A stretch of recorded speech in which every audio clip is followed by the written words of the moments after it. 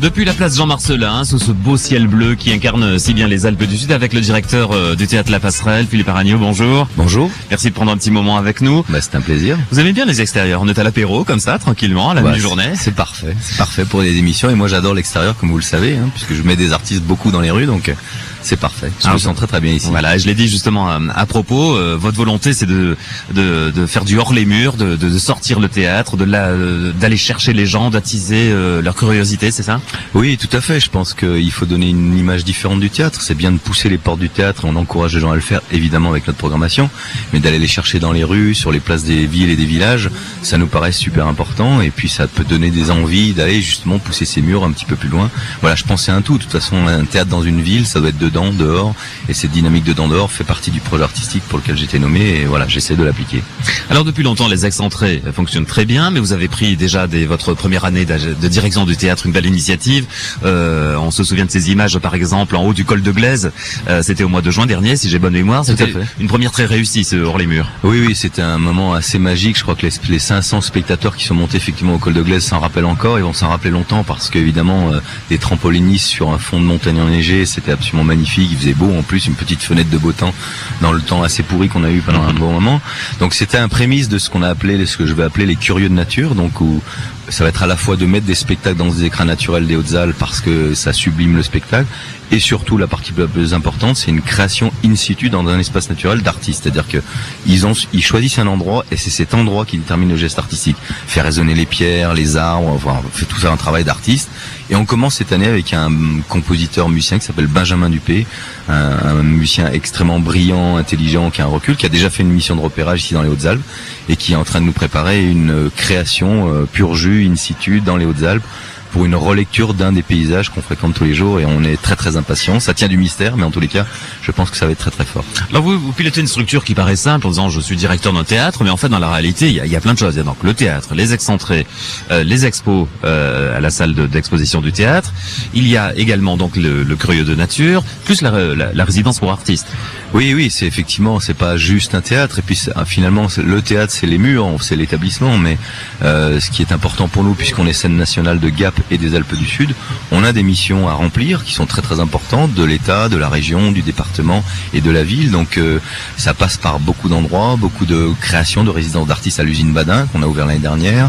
Ça part vers la conquête des publics, essayer de renouveler, élargir nos publics. C'est aussi tout le travail qu'on fait au niveau de ce département, au niveau des scolaires, des établissements, que ce soit les collèges, les lycées ou même les écoles primaires. Enfin, c'est vraiment une panoplie de missions très importantes, très fortes, au-delà de défendre la création contemporaine évidemment, de montrer ce qui s'est de meilleur aujourd'hui en France, en cirque, en danse, en théâtre, en musique.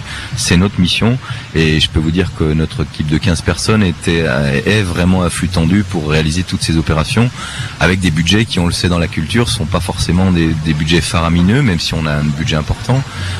C'est des budgets qui stagnent plutôt depuis de nombreuses années, et voilà, avec le même argent, on nous demande presque de faire toujours plus. Alors on essaie, on se bat, on est des passionnés, voilà. Mais je pense qu'on a aussi des partenaires, évidemment, mais c'est vraiment des missions très importantes, très larges, qu'il nous faut accomplir chaque année, chaque saison.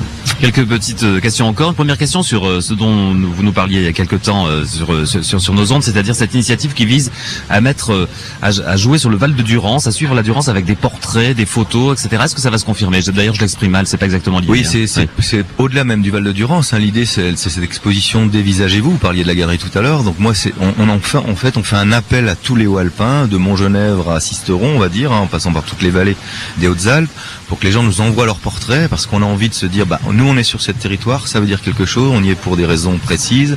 Et c'est qui finalement? C'est qui sommes-nous ici? C'est nos têtes. Donc c'est un espèce de trombinoscope géant qui sera exposé dans la galerie. Donc on va recevoir, j'espère, au moins 7000 photos. Donc si les auditeurs nous entendent, allez-y, envoyez vos portraits, parce que ça serait vraiment vraiment bien qu'on ait un maximum de têtes de ces gens qui vivent dans le Val-Gaudemar, qui vivent dans le Champsaur, dans le Queyras, voilà.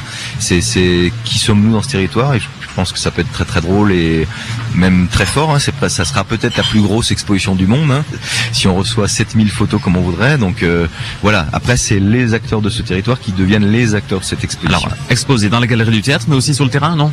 Oui. Alors l'idée, c'est qu'on va voir un petit peu comment vont réagir tous les gens. On a déjà reçu des photos, ce qui est plutôt bon signe. Hein. C'est jusqu'au 31 janvier que les gens peuvent envoyer ces portraits. L'idée, c'est de tirer après une quarantaine de portraits sur des grandes bâches pour faire une exposition des portraits qui seraient pour nous les plus représentatifs de qui nous sommes ici dans ces Hautes-Alpes et que nous ferions tourner dans les petites villes et villages de toutes les Hautes-Alpes, voilà, pour que les gens se reconnaissent et puis que voilà je trouve que c'est important c'est important d'avoir cette notion du territoire et de dire bah voilà, on est dans un territoire particulier, on est là parce qu'on l'aime, et ben c'est bien de montrer nos têtes et de se voir les uns les autres et de se photographier les uns les autres. Voilà, les portraits des gens d'ici et voilà, ça va sur d'ici. Voilà, exactement, c'est les gens d'ici. Voilà qui me fait un lien tout simple avec une tradition qu'on a pour chacun de nos invités de la mi-journée. On les avertit pas exprès parce qu'il faut que ce soit à peu près spontané, mais on leur présente un miroir. C'est ce que je vais faire à l'instant. Celui-là est énorme, je vais essayer de le casser, sinon voilà. On se voit bien dedans en tous les cas. Qu'est-ce que vous voyez dans ce miroir, monsieur le directeur? Ben, je vois un directeur de théâtre La Passerelle assez fatigué, assez stressé.